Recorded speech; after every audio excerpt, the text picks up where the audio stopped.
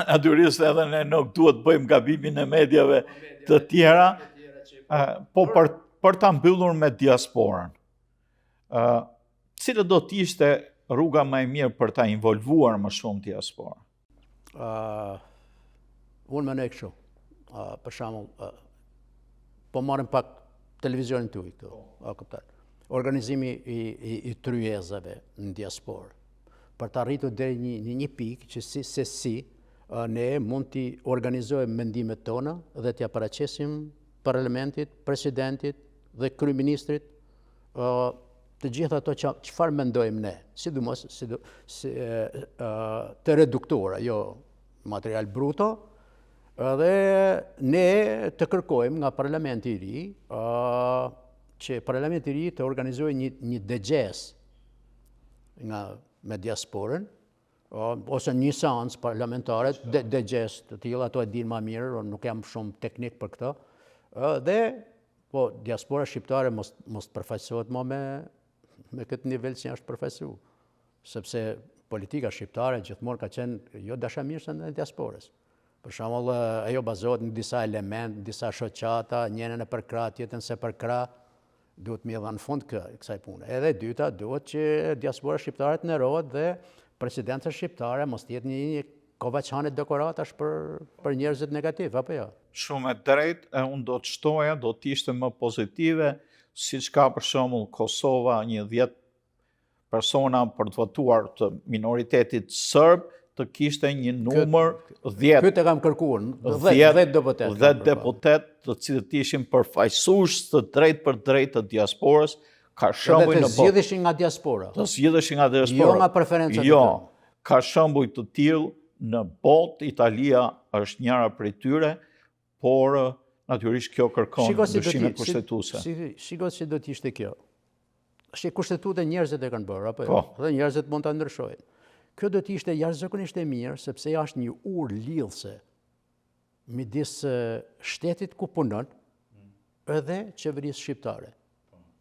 Dhe qeveria shqiptare e ka mundësi, kanalin e diasporës ka shumë mundësi me shfrytzu, sepse shqiptarët duhet gjëre, po jo tham nga kamera juaj. Pse në Shqipëri mendojnë se politika amerikane nuk e pyet lobin shqiptar? Politika amerikane ma parë se pyet presidentin shqiptar dhe kryeministrin shqiptar ose opozitën shqiptare pyet lobimin shqiptar, sepse ne votojmë këtu. Ne ato kanë interesin e votave, i propagandës dhe pyet, nuk thamu se nuk e pyet ata, po i ky kanal kalon prej diasporës. Shiko që ka bërë shteti Amerikan, çfarë eksperiencë të bukur ka. Për shembull, ka një kongresmen që merret me Shqipërinë ose një senator, një grupin e senatorëve. Nuk është të thanën ose të besojmë plotësisht se to janë të marrosën ose e duan krejt kombin shqiptar ma shumë se duam në veten. Jo, është politika amerikane, sepse nëpërmjet atij kanali rekomandohen zgjidhje edhe sheshohen problemet dhe ndërtohen perspektivat. Kështu që në qoftë se ti si shtet shqiptare ke këtë kanal, po mirë më ky kanal fal. Se nuk e përmbyll, nuk e përdor. Nuk e shpenzim. Ja kam bërë këtë pyetje ambasadorës që ishte. Ju keni lobin shqiptar këtu që lobon, përpiqet bëj. Çfarë raportesh keni me të? Nuk kanë raporte fare që të kenë të njëjtin objektiv. Edhe thirrja ime për Ramën është. Pastrimi imediat i personeleve të ambasadeve shqiptare kudo që në botë, dhe më falë që po them, dhe të ambasades në Celinë e Shenjtë.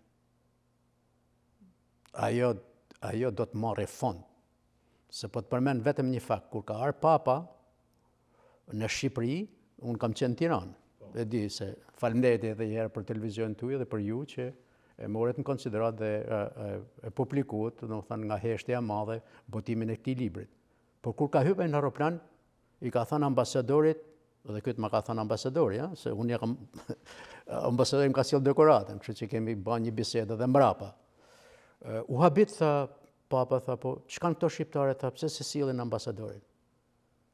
Tash nuk mendohet se Zef Përgega ose një Zef ose një ashtu shkojnë ambasadorën në Arabi Saudite. Po, sepse s'ka kuptim. nuk ka. Kur ke një popullsi, kur je vend që ke popullsi katolike. Po ke, pra, Po t'ishte vend që është 100% musliman, natyrisht.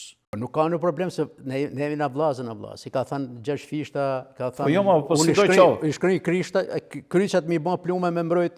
Po, është tjetër gjë ajo. Në këtë mes është mirë për të qenë me që ka një popullsi rreth të caktuar të mirë katolike në Shqipëri. Po se edhe unë për shembull mund ta kem motrën time shumë më të zoje se dikush tjetër, po shkon nga partia për shembull ambasadore. Tash duhet me konsideru edhe diçka vllai im.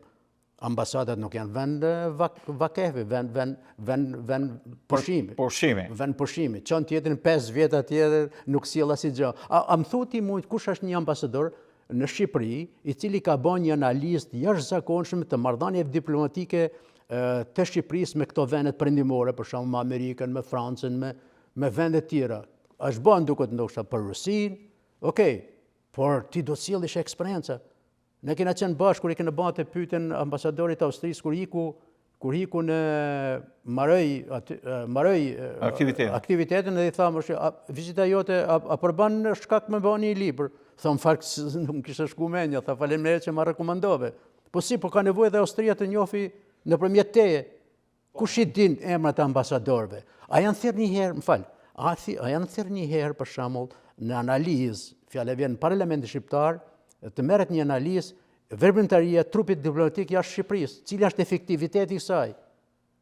Ku është? Njerëzit duhet ta dinë, a paguajnë taksa? Si shkojnë?